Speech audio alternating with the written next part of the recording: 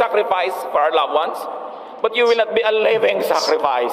Si Jesus yun. No? Hindi ikaw ang kordero ng Diyos na nag-aalis ng kasalanan ng sanlibutan. Hindi ikaw yun. Tao ka rin, meron kang buhay. Dapat ipamuhay mo yan. Live your life.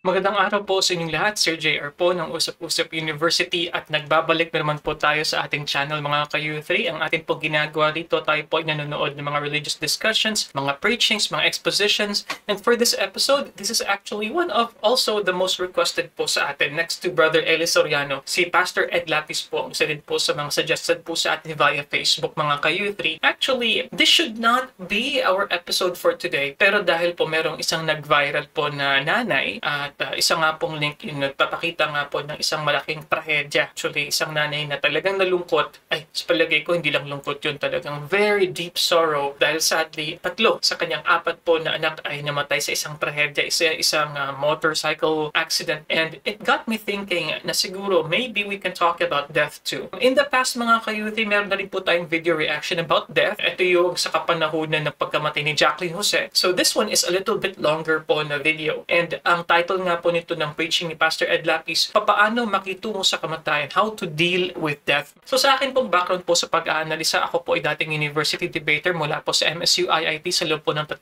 taon. Ako rin po ay nagdebate sa ABS-CBN News Channel at ako ay member ng isang international public speaking organization, ang Toastmasters International. Bilang reactor mga ka-U3, I try my best to be fair, to be neutral. Hindi po ako maangaralan. So sana po ay wag niyo masyadong damdamin kapag nag-a-agree ako o nag-disagree sa inyo po mga paboritong picture. Hindi rin po ako kaanib ng Day by Day Jesus Ministries. Ito po yung ministry po ni Pastor Ed Lapis. So, kung lahat po ay klaro na, sabayan niyo po ako. Let us watch this video together.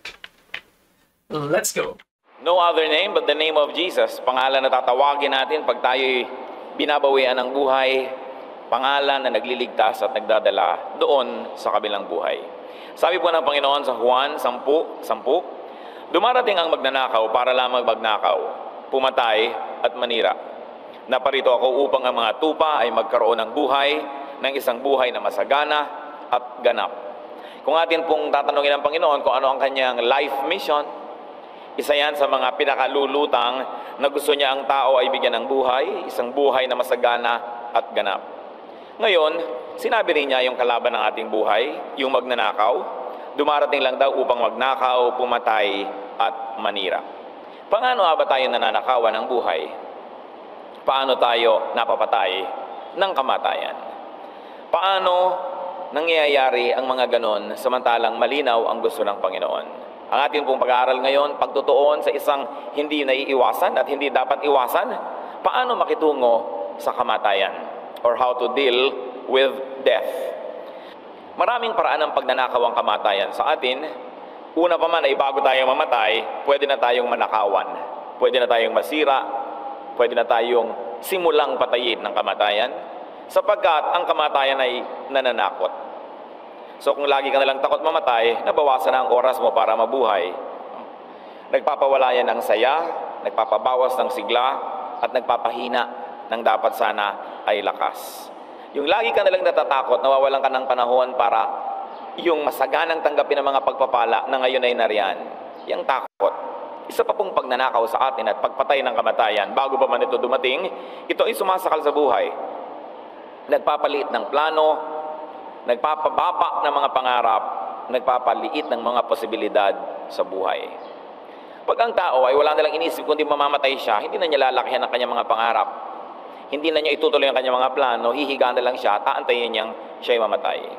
May isang ganyang uri ng katotohanan na sinasabi sa Lucas 12:18 hanggang 20. Isang matagumpay na lalaki ang nagsabing, alam ko na, ipagigiba ko ang aking mga kamalig at magpapatayo ako ng mas malalaki. Doon ko ilalagay ang aking ani at ibang ari-arian.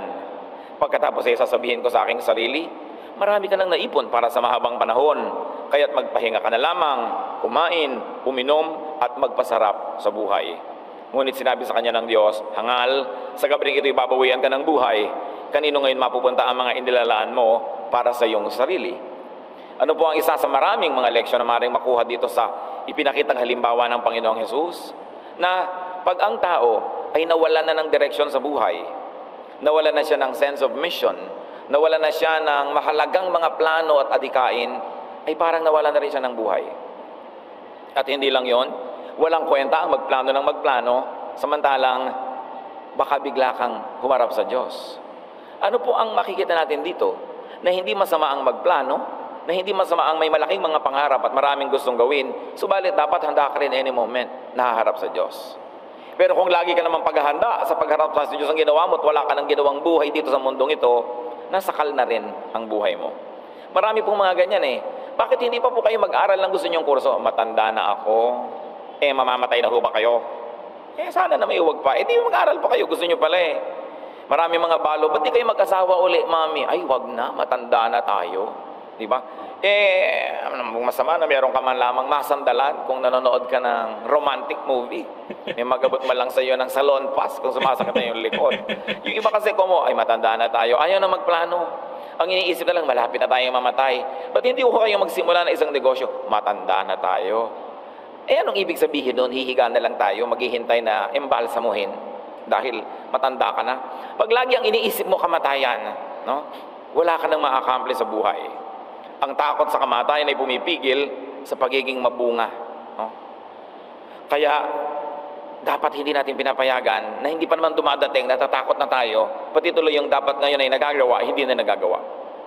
Yung takot sa kamatayan ay nagpapaliit ng mundo. Sobrang pag-iisip sa kamatayan, sobrang paghahanda sa kabilang buhay, trying to earn points in the afterlife and missing the here and now. Hindi masamang paghandaan yung darating. Hindi masama na may points ka in heaven, pero nandito ka pa sa earth nilalagay ka pa dito ng Diyos, ibig sabihin may buhay ka rin dapat dito. Kasi kung doon ka na lang sa kabila, di dapat sumakabilang buhay ka na ngayon din. Kaya nakakawala yan ng mga kahulugan ng pangkasalukuyang buhay. Ang takot din po sa kamatayan, mga kapatid, ay nakakapagpatigas ng puso. Nakakapagpasama, kuminsan. Sa kagustuhan ng taong iligtas sa kanyang sariling buhay para hindi siya mamatay, kuminsan hindi na siya nagiging mabuti sa kapwa. Sa paniniguro na siya ay mananaig, na siya ay magiging secure, kuminsan ay nagiging masama sa kapwa ang tao. Si Abraham na lang at si Sarah, mayroong ganitong example sa Genesis 12:11 to 13. Nang malapit na sila sa hangganan, sinabi niya sa kanyang asawa, Sarai, napakaganda mo. Kapag nakita ka ng mga Ehipsyo, sasabihin nilang asawa kita at papatayin nila ako para makuha ka. Ang mabuti pa sabihin mong magkapatid tayo. Alang-alang sa iyo, hindi nila ako papatayin. So sa takot nitong si Abraham na mapatay, willing nang ipamigay ang asawa kung kanino na lang. Sabi baka sa kagustuhan nilang makuha ka, patayin ako. So sumama ka na lang, sabihin mo na lang na kapatid mo ako. So tuwang-tuwa siguro si Sarai, sabi ni Abraham, Sarai, napakaganda mo. Napakangiti siguro siya, sabi niya, sumama ka na lang sa kanila, hindi biglang nanimangot ang asawa, no? Dahil ipapamigay, huwag lang mapatay si asawa. Nakita niyo rin yung mga crack sa karakter ng mga tinatawag natin mga patriarchs. Yun po bago mamatay ang tao, naapektuhan na siya, kung papayag siya. Ngayon, habang namamatay at nag-aagaw buhay at namatay na nga, paano pa tayo na pagnanakawan ng kamatayan? Okay, before we continue there, so I'm guessing this will be in 3 parts so far. No? Kung napansin niyo po, yung daloy po ng preaching ni Pastor Ed, it starts with number 1, before death. So, bago pa dumating yung actual na kamatayan, tayo ay naapektuhan na po dahil it causes fear. Natatakot tayo, sabi ni Pastor Ed dito. And because of it, lumiliit yung ating pananaw sa buhay, yung ating mga plano, yung ating mga pangarap. And then for others, sadly, nawawalan sila ng misyon sa buhay. And then, it's equal actually to being dead already. Marami po sa mga tao na merong matinding grief and sorrow. Yun na-mention ko nga po, yun nangyari nga po kay Miss Myla. O di po ako nagkakamali. Yung sa sinabi ko po nga po kanina na viral po. Libo-libo po ang nag-share nung sadly, namatay po sa isang aksidente ang 3 sa kanyang 4 na mga maliliit pa na mga bata, mga maliliit pa na mga anak. Sa mga magulang na naka-experience po ng matinding trahedya, sa mga tao na nawalan ng mga partner, ng mga asawa, ng mga mahal nila sa buhay. Ang iba, sinasabi nila na parang wala ng reason to live dahil dahil nga po they felt na wala na silang misyon sa buhay pagkatapos nga na mamatay ang kanilang pinakamamahal na kapamilya o isang taon na malapit sa kanila, mga ka-U3. But then, sinasabi ni Pastor Ed dito, ano ang ginagawa ng fear sa atin? So it stops you. Sabi niya, it also hardens your heart. Pinapatigas nito ang ating mga puso. It's more on self-preservation for others.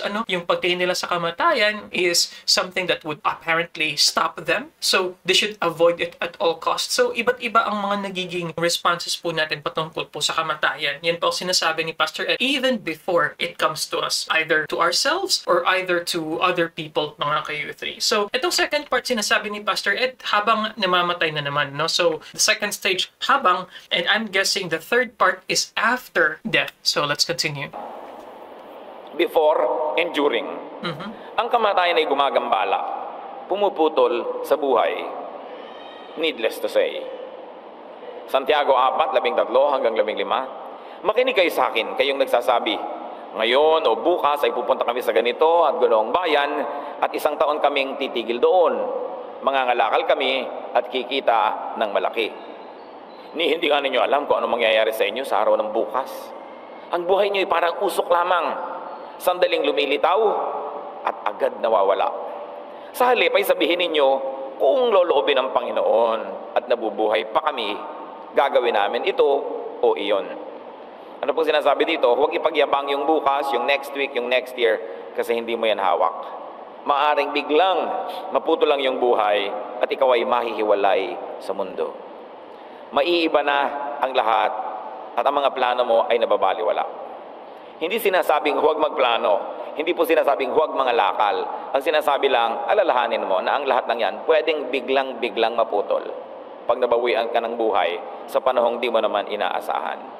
Lagi mo nalang makikita, in the untimely death. Meron ba namang timely death? Lagi namang ganun eh. Lagi sasabi mo, untimely demise. Siyempre, meron ba namang sabi kong ito nga talagang tamang-tamang mamatay na siya? Hindi naman natin gusto yun. Bakit nga po ba ayaw ng tao mamatay? Kasi ang buhay na ito lang, ang buhay na alam natin. Ito lang ang kilala natin. Kaya ayaw na ayaw mong umalis dito dahil hindi natin alam kung saan tayo pupunta. Yun ay kung hindi alam. Kaya mas alam mo kung saan ka pupunta, mas lumuluwag ang lahat. Para kang isang palaka na ipinanganak sa balon, lumaki sa balon, nakakulong sa balon, ayaw mong lumabas doon dahil para sa iyo, yun na ang magandang daigdig. Yung pala meron pang napakalaking daigdig na nasa labas. Pag tinitingala mo yung bunganga ng balon, nakikita mo yung kaprasong langit, sa bilog ng balon, akala mo yun na ang buong langit. Akala mo yun na ang lahat ng halaman sa mundo, yung konting lumot sa loob ng balon. Pero kung lumabas ka pala, higit na maganda pa. Yan po ang buhay natin ngayon. Nasa loob lang tayo na isang balon, yung iba naman, ayaw na ayaw nang umalis doon. Samantalang isang state lang yon, isang stage, isang phase of our life. And there is a great thing that awaits those who love God. Sabi, no eye has seen, no ear has heard, no mind has conceived what God has prepared for those who love Him. Ngayon, nahihiwalay tayo sa mundo. Yan ay isang pagnanakaw din, lalong-lalo at biglang-biglang napuputol ang ating pakikipag-ugnayan. Ang kamatayan ay pumuputol ng mga relasyon.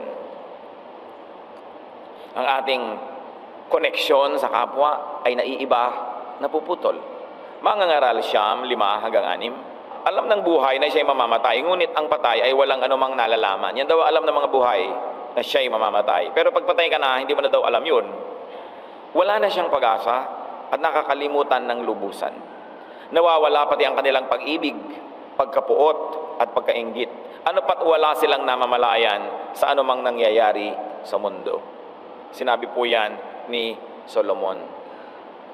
Kaya mga iba na pag naglilibing, naku, alam ko nakangiti ngayon dito si yung inilibing, pampaka-konsuelo lang yun ng mga nalulungkot, no? Pero ang sabi ni Ecclesiastes, wala na silang namamalayan sa anumang nangyayari sa mundo. So hindi ka pwedeng ipagdasal ng mga namatay, no? Dadasalan mo yung namatay para ipagdasal ka rin. Iba na ang vibration noon, iba na yung consciousness, iba na yun. Hindi na yun yung ganito. Kaya sabi, wala na yun, nadi-disconnect. Marcos 12:25, sa muling pagkabuhay, ang mga tao hindi na mag-aasawa. Sila'y magiging katulad ng mga anghel sa langit. Ibig sabihin, wala silang ganong uri ng passion. Wala silang interest. Wala silang romantic interest. Kaya yung mga namamatay, Lalo't malungkot ang kamatayan sa mga pelikula, tapos babangon ng mga kaluluwa at maghahabulan na naman sila sa mga new gun at mga humahalakhak sila.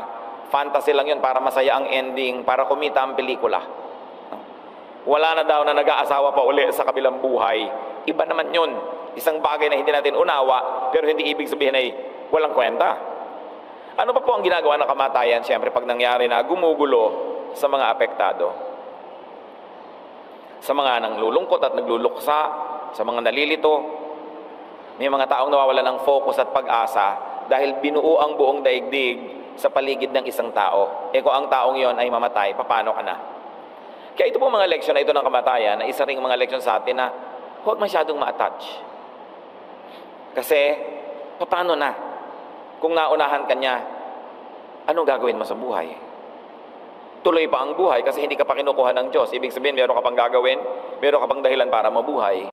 As always, ang strength po talaga ng preaching style ni Pastor Ed, in my opinion, is his ability to relate it with modern situations, with current situations that we may face. Isa po nga, pinaka-common point na naririnig natin sa mga mag-asawa, sa mga nagsasama, sinasabi nila na dapat ako lang ang maunang kunin. Kapag ikaw ang unang kunin at ako ang mabubuhay na lamang na wala ka, hindi ko ma-imagine ang buhay. Something like that, no? But it's a very nice na point na nasabi nga ni Pastor Ed na sometimes maybe we should try to not be too attached with someone and hindi masyadong, kumbaga, gawin mong mundo ang isang tao. Dahil nga po, in cases na kukunin na siya, so anong mangyayari sa'yo? Na naging routine mo na at naging total na pag-ikot ng life mo is for a particular person. Although that could be challenging because, you know, one way of really showing your love is to spend time and to spend your energy for someone. It could be your family member, it could be your kids. Pero sinasabi ni Pastor Ed, it's about time that you also have to check about your attachments to people. Dahil sinasabi nga po rito, ang effect ng death is it cuts relationship. It could also make things complicated or chaotic. Nagustuhan ko rin po yung sinabi ni Pastor Ed dito patungkol sa magiging estado natin kapag tayo ay namatay. Sinasabi niya nga dito, as it is mentioned here, we are like angels in heaven. So wala na tayong romantic attachments. Yung sabi niya sa pelikula, I also like that. You know, it made me smile a little bit dahil nga po sa mga pelikula. Naalala ko tuloy yung pelikulang Rewind, di ba? Na yung soul ni Ding Dong Dantes, buhay pa rin.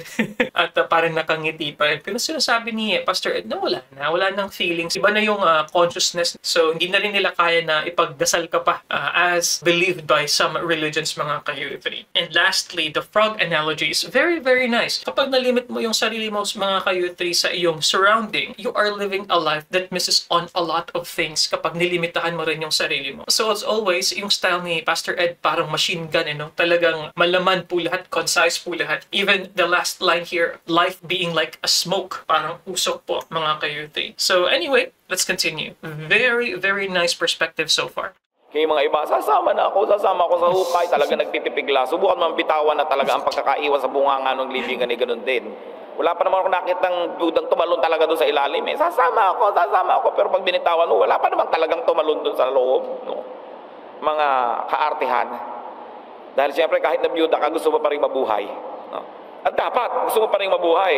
Kasi hindi naman kayo pinanganak ng sabay na pangasawa mo. Bagamat pinahiram ka ng Diyos ng asawa, nagkaroon ka ng ligaya, pag nabawi, huwag sumama ang loob mo. Pasalamat ka nakahiram kahit sandali. Dapat isin mo, sige, nakahiram na ako. Solely on time, malulungkot ako. Pero after a moment only, then I'll pick up my life. Dahil hindi ka pa kinuha eh. So dapat mabuhay ka pa. Paano tayo makikitungo sa kamatayan? Lalo tayong mga anak ng Diyos. Mga nagsasabing nakakilala sa Panginoon. Paano makikipagmabutihan sa kamatayan? Dahil paano ka makikipagyera dyan talaga namang kasali yan sa plano. Unahan ang kamatayan. Preempt death. Lampasan ang makalupang pamumuhay bago pa man sumakabilang buhay. Lumampas sa mga araw-araw na alalahanin. Transcend your earthly existence and begin to live in eternity even while you're still here on earth. Then when death comes, it will not be a big surprise and you won't have to make a very big adjustment. Unahan ang kamatayan. Mamatay na bago pa dumating ang kamatayan. Anong ibig sabihin? Mamatay sa mga pagpapahirap ng mundo. Putulin ang relasyon sa mga sobrang attachment sa buhay. Nandyan, masalamat. Pero kung wala, pwede rin. May pangarap, salamat. Pero kung hindi natupad, pwede rin at salamat din. May mga pagsisikap, pero kung ang bunga ay hindi inaasahan, salamat pa rin. Tulad ng sinasabi ni Solomon na kamatayan na hindi na sila kasangkot sa nangyayari sa mundo. Nandito ka sa mundo, sumasangkot ka, pero hindi sobra. Hindi ka masyadong attached. Galatia 6:14. Ang ipinagmamalaki ko ay ang kamatayan ng ating Panginoong Hesukristo. Sapagkat sa pamamagitan nito, ang mundong ito'y patay na para sa akin. At ako na may patay na rin sa mundo. Di po ba yung patay walang pakiramdam? Kahit mo nga yan, anong gawin mo sa kanya, hindi na siya nagre-reklamo. Well, we cannot be totally and completely dead to the world. We can begin an early and an advanced kind of death to the world. Halimbawa, nabigo ka, o hindi ka na masyadong nagluluksa dyan. May hindi nagmahal sa'yo, may nag-ignore sa'yo, hindi mo masyadong iniinda, hindi ka masyadong sensitive, patay ka na sa mundo. Hindi ka nauunawaan ng mga tao, hindi ka nila na-appreciate, hindi mo yun ipagpapakamatay. Dahil patay ka na sa mga ganong feeling. Hindi ka magkaroon ng malaking bahay, malaking kotse, natututo ka makontento kung anong meron ka, dahil patay ka na sa mundo. Bagamat, kung nandyan, di salamat. Kaya napaka-importante sa buhay yung unahan mo yung kamatayan. Huwag mo nang hayaan na pagdating pa lang ng kamatayan, tsaka ka madedetach. Have a healthy level of detachment while you engage life. Actually, it's a challenge. Kung paano natin ibinabalanse na nabubuhay ka ng buong buo ayon sa kalooban ng Diyos, pero patay ka rin sa mga yon. At palagay ko, kung inyong iisipin mabuti, magkakaintindihan tayo sa sinasabi ko. That it's there, if it's there, if it's not there, then it's not there. That you won't cry over spilled milk. That you will not live your life in regret and worry and anxiety. Mabuhay ka't mamatay, pwede. At ganoon ang itinuturo sa atin ng Biblia. Transcend earthly existence.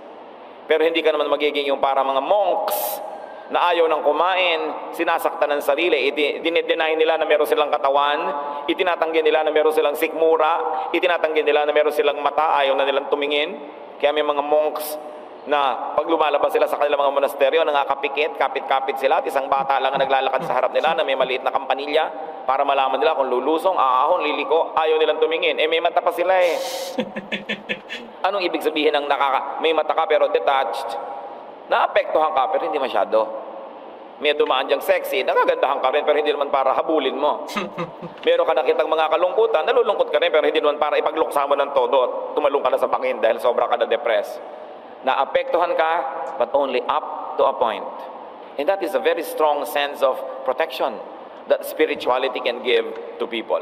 Juan 4:34, sinabi sa kanila ni Jesus, ang pagkain ko ay ang tuparin ng kalooban ng nagsugo sa akin at tapusin ang ipinapagawa niya sa akin. Siyempre, ito ay isang talinghaga. Sapagkat dinatnan ng mga disipulo niya si Jesus na hindi pa kumakain, kaya pinapakain siya, sabi niya, ang pagkain ko ay gawin ng will of God. Bagamat alam natin na si Jesus naman ay mahilig din kumain at natawag pa nga siyang matakaw ng mga critics. Ang tawag sa kanya ay glutton. So napaghahalo ni Jesus, yung kanina ba natin pinag-uusapan, engagement with the world and detachment from it. Enjoying the material world and at the same time, being able to survive and still find great joy even though those things are not there. Kaya sabi niya, pwedeng meron, pwedeng wala. That's the balance. So agahan ang makalangit na pamumuhay. Huwag nang hintayin pumunta sa langit para magsimulang magkapakpak at magkahalo. Pwede mo nang simulan yan kung ano man ang ibig sabihin ng talinghaga na yon. Lucas 17:21. At wala rin magsasabing nagsimula na ito, dito o doon, sapagkat ang totoo ay naghahari na ang Diyos sa inyo. Ito po ang sagot ng Panginoon sa mga nagtatanong na kailan darating ang kaharian ng Diyos.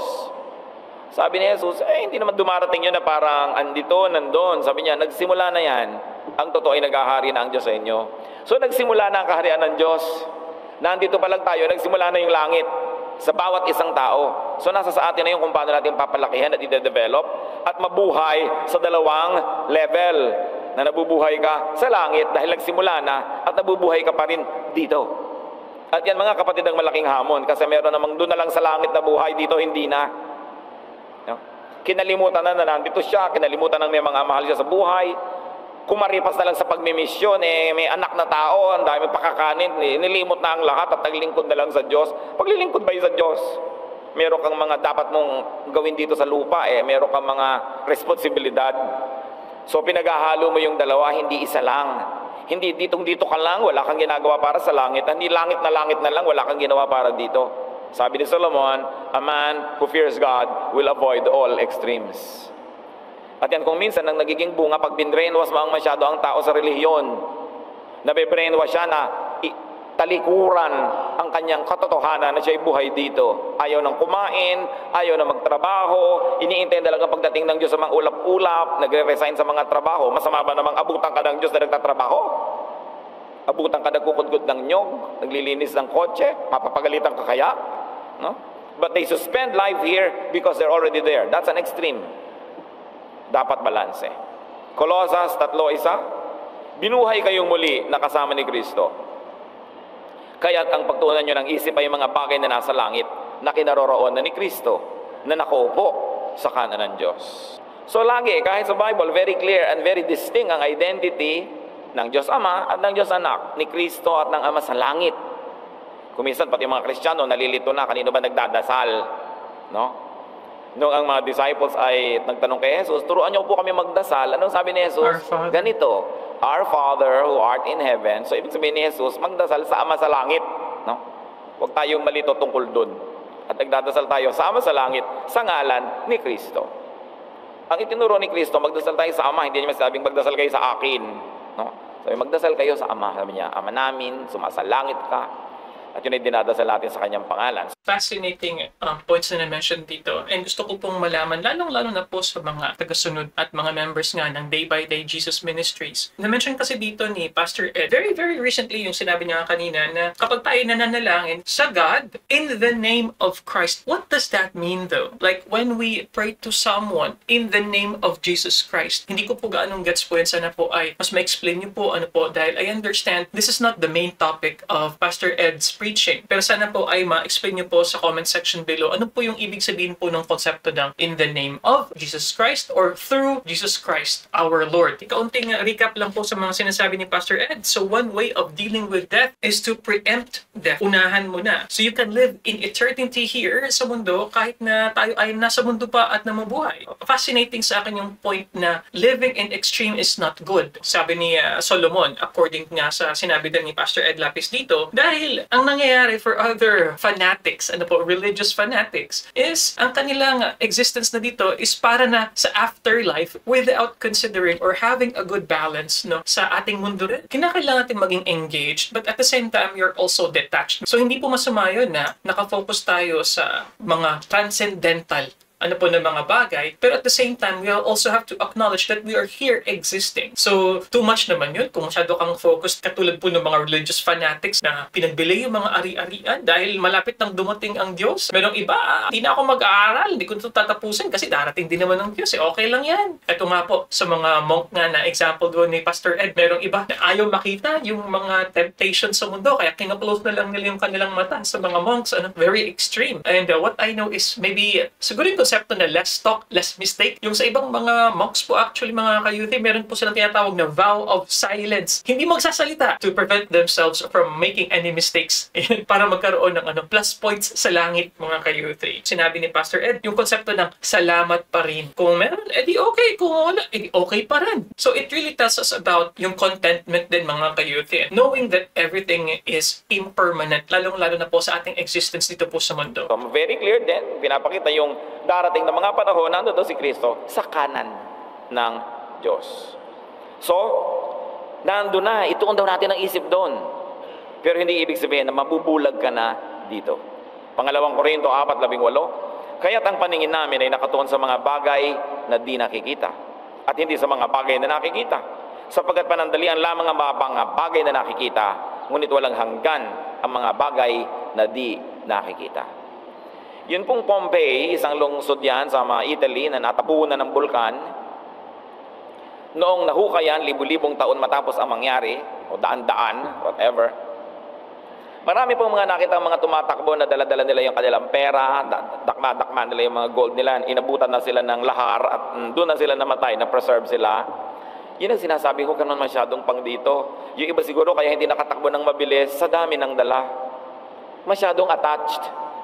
Pero dapat naman siyempre, kung tatakbo kami, dalakan mo kahit konti. Dahil paano kung nakaligtas ka na doon sa lahar, wala ka malang maibili ng biscuit. Meron. So a little there, a little here. Balanced life. Ngayon, mga kapatid, Kung sakaling dumarating na, tumatok-tok-tok na si kamatayan, di lumipat na lang kung dumating na ang panahon doon sa tunay na kalangitan. In other words, graduate when you must. Kung minsan may mga nagte-text sa akin, Pastor, namatay po si ano, namatay si gano'n. Huwag niyo akong ginaganyan. Sabihin niyo, gumraduate. No? So, kaya nakakatanggap na ako, ay gumraduate si ano, gumraduate si ganyan. Minsan nakatanggap ako ng isang gano'n. May kaharap ako sa ko, ay gumraduate na pala si ano. Ano pong course? Si ko namatay. No? Kasi naman yung parang patay, napaka-negative eh. Di gumraduate. Hindi ba graduation lang ang kamatayan? Mula dito sa mundo, lilipat ka sa kabila. No? May tugtog ka pang tatan, tatan, tan, tan. So, hindi naman dapat sobrang katakutan yung graduation. Gusto mo nga gumraduate eh. Pangalawang Korinto 5:8. Malakas nga ang loob nating iwanan ang katawang ito na ating tinatahanan ngayon upang manirahan na sa piling ng Panginoon. Yun ang nangyayari. Unahan natin ang kamatayan na nakahanda na tayo mangyari ito. Kasi graduation yan.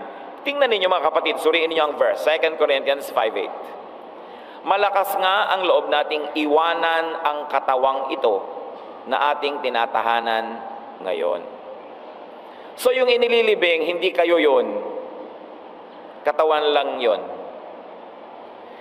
Ang ililibing, hindi yung nanay mo, hindi yung asawa mo, hindi yung anak mo, hindi yung mahal mo sa buhay. Ililibing lang yung katawan niya. Kasi wala na siya doon. Kaya sabi, malakas ang loob nating iwanan ang katawang ito na ating tinatahanan ngayon. Kasi may iba tayong tatahanan in the future. Kasi sobra kumisang nakakatakot yung kamatayan dahil akala mo nga ikaw yung ililibing. No? Sabi pa na iba, huwag niyo ako ilulubog ha. Talagang claustrophobic ako eh. Gusto ko lang yung nakalutang para madaling lumabas. Hindi na nga ikaw yun eh. Yung pa iniisip, paano kaya ang gagawin sa akin? Hindi ba pagka nag-empake kayo ng damit, nasa maleta nyo yung damit nyo, sumakay kayo ng aeroplano, dinala ng carousel yung maleta, inilagay sa baggage compartment. Hindi naman kayo nasasakal, di ba? Kasi wala naman kayo sa loob ng maleta, damit nyo lang yun.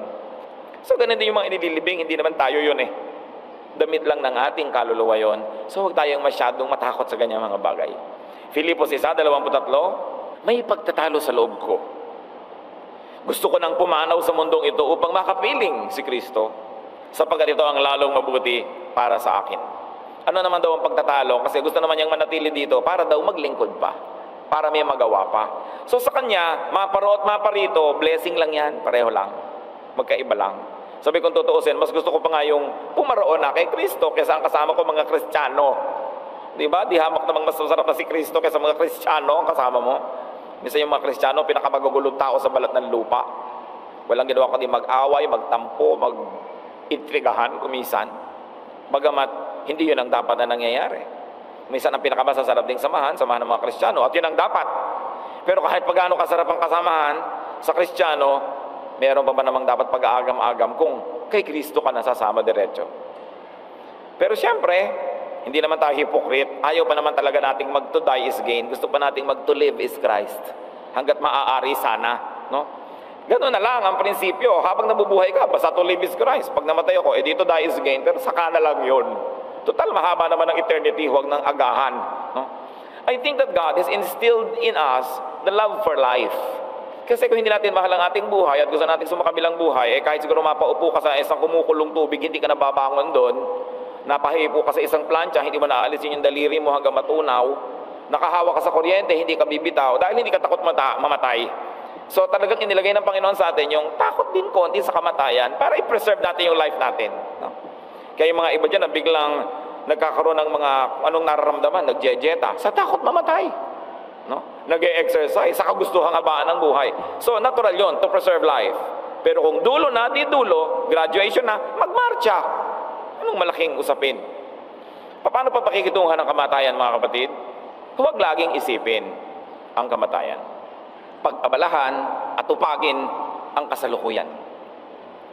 Mangangaral 3:12, alam kong walang pinakamabuti sa tao, kundi magpakaligaya at gawin ang pinakamabuti habang siya'y nabubuhay. Siguro kung tatanungin tayo, ano ba talaga dapat ang gawin ng tao sa buhay na ito? Ito ang sagot. Sagarin mo ang pwedeng kaligayahan at sagarin mo rin ang lahat ng mabubuting magagawa, paglilingkod sa Diyos at sa kapwa. At yan ang buhay. At kung nagawa mo yan, huwag ka namang hinayang. Kung gagraduate ka na, pupunta ka naman sa next. Balanse. Pinagsama si Paul at si Solomon. Si Paul kasi, pag sa kanya ka lang mag-isang nakinig, huwag ka nang mabuhay dito, puro doon na lang sa kabila, no? Si Solomon naman, sabi niya, dito at doon. At mas malaki pa nga ang timbang na ibinibigay ni Solomon, yung dito. Sabi, ang buhay ay lasapin. Maiksi yan. Pitasin ang mga bunga ng iyong pagsisikap. Enjoy life with your wife. Yung mga sinasabi ni Solomon, siyempre, hindi naman natin paglabanin dapat yan. Galing sa iisang Biblia. So, anong gagawin mo? Balansihin mo sila. So, enjoy the maximum enjoyment in life. Do the maximum good. And when your time comes up, march to the tune of Aida and graduate. So, sa buhay, magtrabaho, mamunga, maglingkod sa Diyos. Mamatay na lang kung kailangan na talagang mamatay na. Hindi yung hindi ka pa namamatay, wala ka nang inisip kundi yun. Cross the bridge when you get there.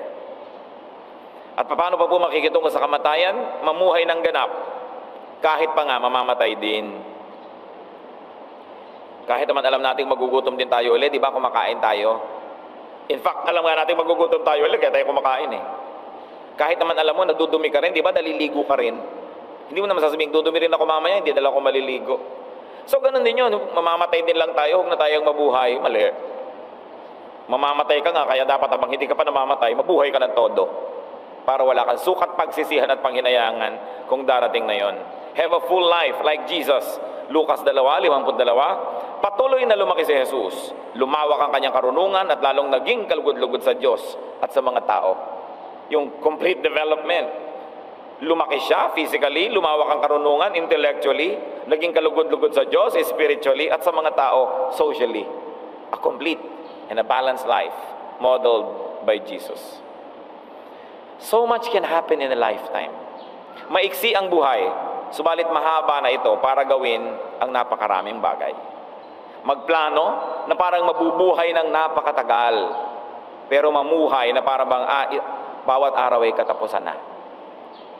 This is the appeal talaga ng stand ng preaching niya. Making things relatable, making things easy to digest, at saka concise nga po. Kaya nga po medyo mabilis din po siya magsalita dahil kinakailangan brief yung presentation pero punong-puno. Anyway, gusto ko po yung sinasabi ni Pastor Ed, yung konsepto nga ng love for life. It's something that was programmed for us ng ating Diyos. Dahil ang example nga po is for self-preservation. Kapag meron tayong danger na na-experience, napaso yung ating kamay, or for others, pag meron silang nararamdaman, kinakailangan ng mag-diet. So relate po ako dyan. Dahil nga po, gusto pa rin ng ating Diyos na mamuhay tayo ng mahaba, as much as we can. Hindi natin kinakailangan maging extreme sa ating buhay dahil alam natin na hindi tayo dito lamang sa mundo. Baliwalain na rin natin yung ating mga relationships. Baliwalain na rin po natin yung ating mga everyday na mundane na karanasan. Siyempre, maganda rin po yung konsepto din ng graduation. Mention ni Pastor Ed Tito, hindi niya ginagamit, kumbaga ang tawag natin sa English is euphemism, instead of using the word namatay na, sa kanya is graduate para medyo mild sa ating tenga po pakinggan. And isa din sa mga pag-deal nga po na na-mention ni Pastor Ed sa kamatayan is don't think too much about it. Huwag naman na every waking hour mo is you thinking that your life will be over. So, nagustuhan ko yung sinabi ni Albert Einstein, if I'm not mistaken, na every day should be treated as a miracle. Dahil ang pagtanda po natin, well, it's in general not a good thing because we always wanted to be healthy. We always wanted to be young. It's all part of the journey that we have to also experience and enjoy. Plan as if you would live very long. Live as if each day was your last. Because it just might be your last. So ang maganda niyan, hindi yung isinasara ang araw na meron kayong utang. Bago matapos ang isang araw, in fact, sa lalong madaling panahon, kung meron kayong dapat sabihin sorry, mag-sorry na. Kasi baka bigla kayong mamatay kung kailan pa kayo nag-aagaw buhay, di na makahinga, at saka humihingi ng tawad. Pag pelikula lang yon.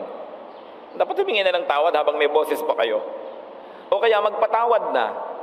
Hindi yung kinamatayan mo na yung galit mo sa tao. Malay mo, bigla kang kainin ng lupa, hindi ka na nakapagpatawad. Magpatawad na agad, huwag nang tagalan. Kung meron kang dapat ibigay sa tao, ibigay mo na. Meron kang utang na loob na suklian mo na, huwag nang tagalan. Para kung namatay yung tao, wala kang pagsisisi. Yan mga anak, mag-entrega na kayo ng uso sa mga magulang nyo para hindi kayo ngungoy sa puntod. No? Kung kailan buhay yung mga magulang nyo, hindi yung mapadala ng prutas. At kung kailan may sakit na, tsaka nyo papadala ng lahat, bantay lang ako makain.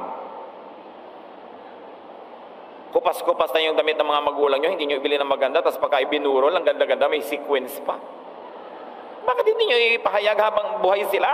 Bakit kailan na nag-aagaw buhay, malabo na ang mata, tsaka nyo pa itutur? Diba? Kailangan mahalin na agad. Whatever good you have to do, do it now, because the person might die any moment, or you might die. And in both cases, sayang. Kaya hindi maganda yung tatanim ka sama ng loob. Alisin mo agad yan. Kasi nakaka-apekto sa iyo at doon sa kinakasamaan mo rin ng loob. Magplano na parang ikaw ay matagal mabubuhay. Magtayo pa tayo ng tindahan, magganito pa tayo. Yung mga iba, magtanim pa tayo ng mga prutas. Sabi, hindi mo na makakain ang bungan yan. Malapit na tayong gumraduate. Aba, malay mo humaba ang buhay natin. Diba? At saka, di kakainin ng iba. Yung magplano ka na parang, kaya mahaba pa ng buhay. Pero ang pakikitungo mo sa kapwa, sa sarili at sa Diyos, yung para bang ito na yung huli. Di ko ito na nga, wala kang pagsisisihan. Mga ngaralabing 18, kung ang tao ay mabubuhay ng matagal, dapat niyang ikagalak yun. Nakita niyo to, yung mga nagtatago ng edad? Hakilabutan kayo. Ilang taon ka na? 85. Hindi masabing 55, 65, 75, 85. Dapat mo 85 and praising God. Diba? Sabi kung kayo nabubuhay ng matagal, dapat niya ikagalak. Bakit hindi tinatago ang edad? Yung mga nagtatago siguro ng edad, dapat bawian na ng buhay. Total, ayaw pala nila. Diba? Dapat ka magpasalamat sa Diyos. Ngunit alalahanin niyang ang darating na panahon ng kadiliman ay mas mahaba. Ibig sabihin yung time na patay ka na dito sa mundo, lahat ng mangyayari ay walang kabuluhan. So sabi, ipagpasalamat mo bawat taon. Hindi yung habang dumadami ang taon, pakonti yung kandila sa cake. Pakonti ng pakonti, naging abstract na. No? Dahil ikinukubli. So gawin ang ibig, gawin ang dapat. Lahat ng gusto nyong gawin mga kapatid, gawin nyo. Huwag lang sasalungatin ng Diyos. Wala ka naman panalo. So huwag ka nalang magsikap. No? Gawin lahat. Basta hindi ipinagbabawal ng Diyos, gawin nyo. Binigyan ka ng mata para makakita, binigyan ka ng panlasa para tumikim, binigyan ka ng paa para maglakad. Binuhay ka ng Diyos para buhay ka. Kaya napakaganda ng ating pinaka-importanting salita na mabuhay. No? Kaya mabuhay ka. Huwag kang ganyang lalanta-lanta. Baka meron sa inyo dyan, lalanta-lanta tuwing umaga na naman. Ang haba na naman ng araw na ito. Tapos pagkagabi, walang inantay ko din mag-umaga na sana. Ang haba naman ng gabi. Sayang. Harapin ang sariling buhay. Marami naman sa atin, at ito napakarami, lalo ang ating mga ina, ang mga kababaihan ng Pilipinas, halos wala na silang sariling life. Nung bata-bata, ibinigay lahat sa asawa. At nung tumanda-tanda, ibinigay lahat sa anak at sa asawa pa rin. No? Parang wala na silang sariling buhay. Maging mapagbigay, ngunit huwag ipamigay ang sariling buhay. You have to live your life. While you are trying to be a beautiful addition to someone else's life, do not forget that it is your primary duty to live your life. Huwag niyong kakalimutan na kayo man ay nilikha ng Diyos, meron din kayong tungkulin sa inyong sarili, nahabulin na inyong mga pangarap, tupdin ang inyong mga nilalayon sa buhay, at lasapin ang mga inaasam ninyo. Huwag lang kayo maging tungtungan ng iba, bagamat mahal nyo sila. Paminsan-minsan, pumapayag tayo, tagbo-volunteer pa nga, pero hindi ka nabuhay at hindi ka binuhay ng Diyos para tungtungan lang ng iba. Meron ka dapat na buhay na ipinapamuhay na ikaw yon. Kahit isa kang asawa, isa kang magulang, isa kang anak, dapat ibinubuhay mo yung buhay na ibinigay sa'yo ng Diyos. Yun ang assignment mo Exodus 18, 17 to 19. Sobrang pagpapakamartir nitong si Moses. Inako na lahat ang pakikinig sa problema ng buong bayan. Sinabi ni Jethro, hindi ganyan ang dapat mong gawin. Pinahihirapan mo yung sarili, pati ang mga tao. Napakalaking gawain yan para sa'yo. At hindi mo yan kayang mag-isa. Pakinggan mo itong ipapayo ko sa'yo at tutulungan ka ng Diyos. At ano ipinayo ni Jethro? Divide the work. Huwag ikaw lahat. No? Kaya kayo rin mga nanay, kayo na lang lahat. Divide it. Ang lalaking kalabaw ng mga anak ninyo, pagawin nyo sila. No? Pati mga asawa ninyo. Kailangan may oras kayo mga misis na nagpa-parlor, nagpapa-foot scrub, para matanggal-tanggal naman yung mga may kikekwek sa mga paa nyo. Diba? Hindi yung nakatapak na yung tampak, hindi nyo pa maramdaman. Dahil sa sobra ninyong kabayanihan. Sabi, huwag mong gawin lahat yan. Pagawin mo sila at salagay, sila na lang ang maluwag at ikaw na lang itong nalosyang ng nalosyang. At matapos kang malosyang, ipagpapalit ka sa 14 anyos. Ala. Aba, hindi naman yata ganun yun, ano? Sabi, hindi ganyan ang pamumuhay, Pinapahirapan mo rin sila niyan at ikaw, kailangan may division of labor. Maging tama lang. Tama lang ang paglilingkod, tama lang ang sakripisyo. Yes, we sacrifice for our loved ones, but you will not be a living sacrifice. Si Jesus yun. No? Hindi ikaw ang kordero ng Diyos na nag-aalis ng kasalanan ng sanlibutan.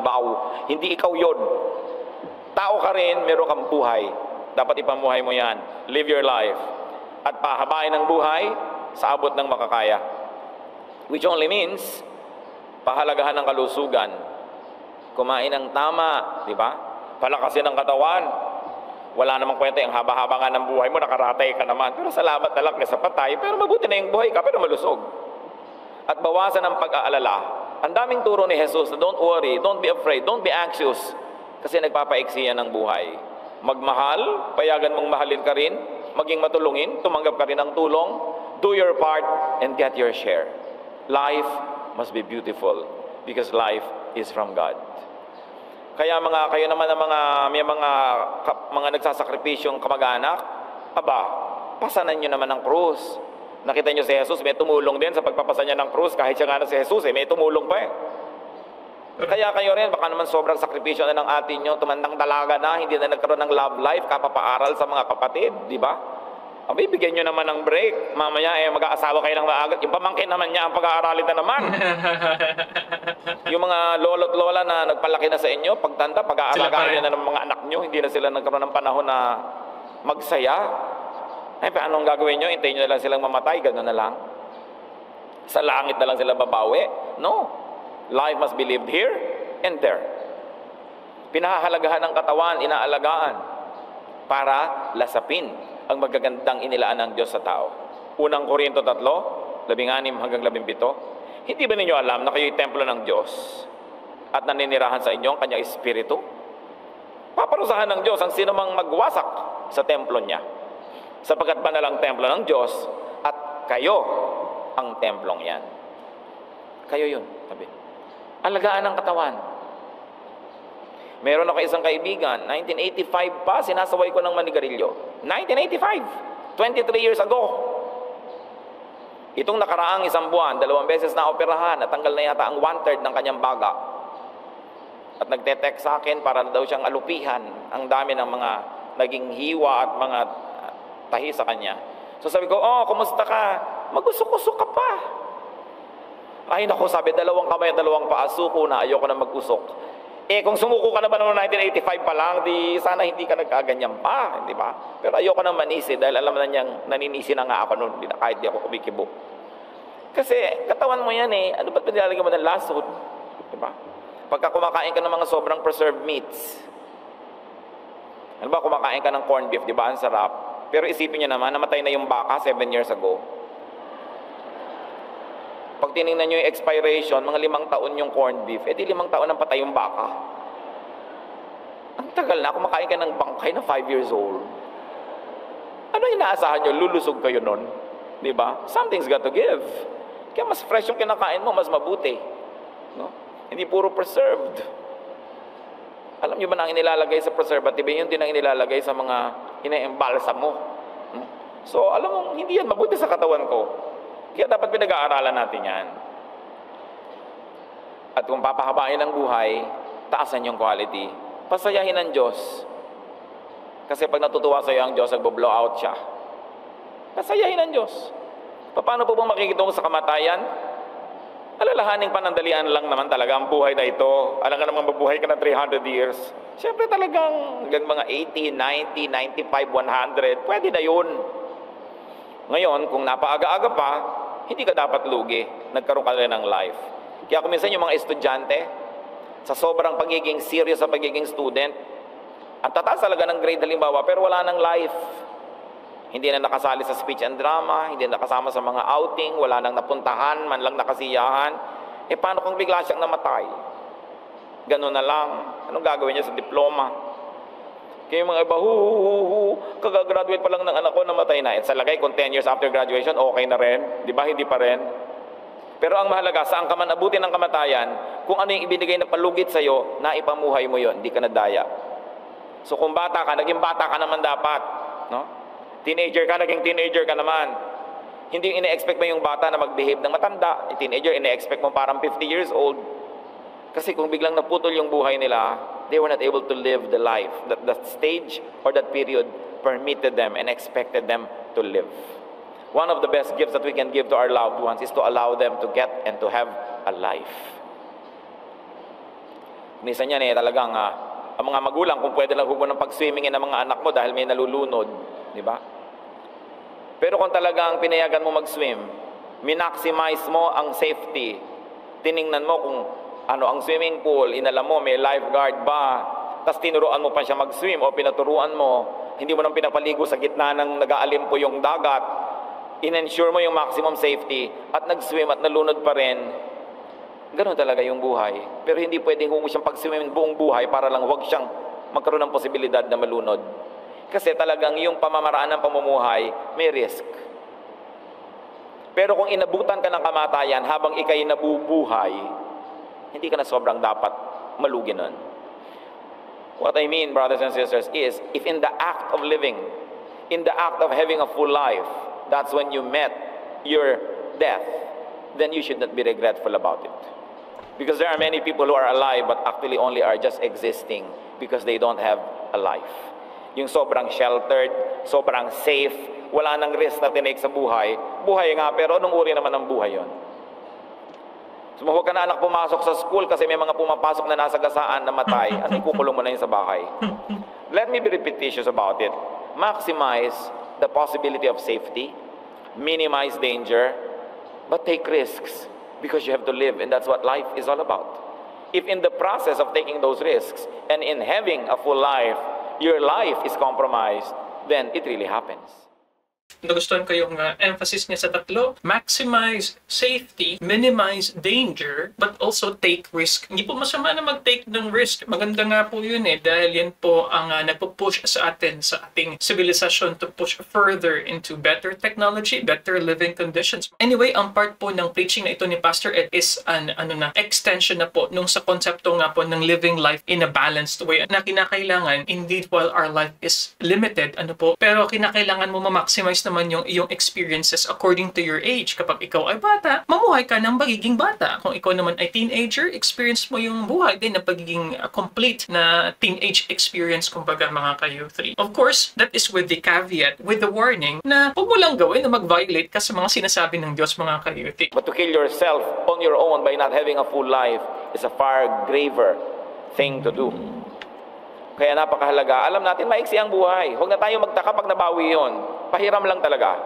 Lucas 12:28, kung dinaramtan ng Diyos sa mga damo sa parang na buhay ngayon at kinabukas ay igagatong sa kalan, kayo pa kaya? So, dalawa yung kayo pa Kayo pa kaya ang hindi damtan? No? Yun talagang tunay. Pero dapat nating isipin, kayo pa kaya ang hindi rin mamatay bukas? Sandali lang ang buhay. So, kailangan mabuhay ng buong buo, kompletong-kompleto, habang may pagkakataon. Awit, 89, 47 hanggang 48. Alam mo, O Yahweh, ang buhay ng tao ay maikli lamang sa balat ng mundo. Papanaw na lahat silang nilikha mo. Sino bang may buhay na hindi papanaw? Paano iiwas sa kanyang libingan tayong mga taong ngayon nabubuhay? Ang sagot, hindi nakakaiwas dyan. Ang paraan lamang upang mawala ng pagsikang kamatayan ay, kung dumating na ito, ay wala ka naman pinagsisisihan dahil nabuhay ka naman. Napakahalaga. Paano pa po makikitungo sa kamatayan? Makipagmabutihan. Tanggapin ng maluwag sa loob ang kamatayan. Pangalawang Korinto 5:8, malakas nga ang loob nating iwanan ang katawang ito na ating tinatahanan ngayon upang manirahan na sa piling ng Panginoon. So, mabuhay kung buhay, hindi mamatay kung oras na. Ganon talaga. Filipos 1:21, sapagkat para sa akin, si Kristo ang aking buhay at kahit kamatayan ay kapakinabangan. To live is Christ, to die is gain. Paano makikitungo sa kamatayan? Pakinabangan ito. Kung gayon, unang Korinto 15:55, masasabi mong, nasaan o kamatayan ang iyong tagumpay? Nasaan o kamatayan ang iyong kamandag? Ang sagot, wala. Pagwagian ng kamatayan. Paano pagwawagian? Alam niyo ba ang kamatayan, usher or usherette? Hinahatid ka lang. So, payagan itong maghatid sa iyo sa kabilang buhay. Huwag siyang iwasan na eto na siya. Sabi mo, o sige, eto ang usherette, dadali niya ako sa kabilang buhay.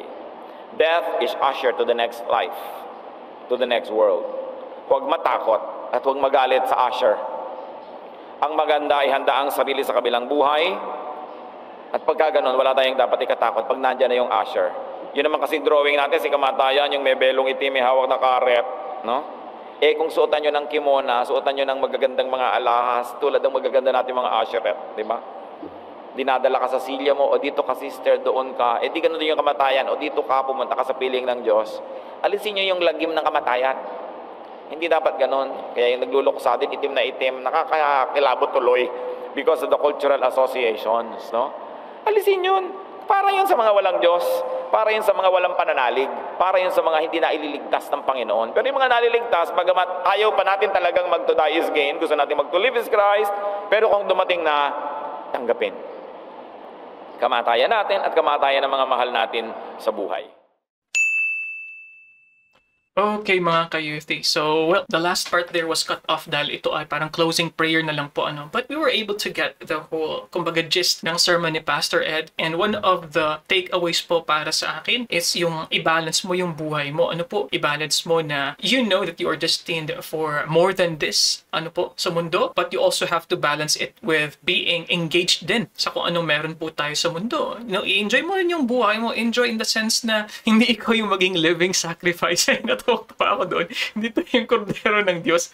Si Jesus daw po yun. So, kinakailangan mo rin na magbigay ng time sa sarili mo. I-enjoy mo yung mga experiences mo. Huwag mo rin masyadong ibigay yung buhay mo sa iba dahil kinakailangan mo rin mabuhay. Ano, kaya nga nasabi niya rin yung ating greeting nga na mabuhay. I like that too. So, napakaganda, napaka-practical po and I could not stress it enough mga ka-U3. Ito po yung strength po talaga ng teaching style, ng preaching style ni Pastor Ed Lapis na kung saan ina-apply niya ito sa ating experiences, sa ating family dynamics. Ano po, napakaganda. Maximize safety, minimize danger, take risk. Ayan. Paano natin i-deal yung ating kamatayan o kamatayan din na nakapaligid sa atin? Live by not being too detached, mga ka-youth. But also, pinakailangan mo ring huwag isipin lagi ang kamatayan. Ayan. He also mentioned about death being graduation. So, all these things, of course, parang now it seems very practical, very light, but the application, of course, is very challenging for us dahil sino ba naman ang gustong mawalan ng kapamilya, mawalan ng loved ones, and for others, sadly, in a tragic pa na death. Siguro the consolation would be thinking that they have lived their life in their particular age or in their life's particular period. So kung namatay sila as bata, yes, we don't want it, but hopefully, you know, we could think na they lived their life na may magandang childhood. If they died at their early 20s, maybe a consolation is thinking that they lived their life being a young person of teenager, they lived a life of a happy teenager. So yun na lang po siguro ang ating pwedeng isipin. But sometimes dwelling too much on the eternity could really waste our life of impermanence and secularness. So kinakailangan po, balance po talaga. Mga ka-youth, what can you say about this episode? It's actually one of the preachings of Pastor Ed that I truly enjoyed. Of course, there are, you know, funny stories here and there, very humorous, so it really gets our attention too. What can you say about our episode? Lahat po ng inyong po mga komento, mga mensahe, ayun po talagang vina-value. At sa mga supporters po ni Pastor Ed or followers po or members ng Day by Day Jesusness, Day by Day Jesus Ministries, please comment below mga ka-youth ano pong masasabi nyo sa ating episode ngayon. If you are new, click subscribe para maging parte ka po ng youth community natin na we have more than 153,600, something like that, na subscribers po. You can also click this video here or the playlist of Pastor Ed also is here. And I'll see you guys next time. Peace! Bye-bye.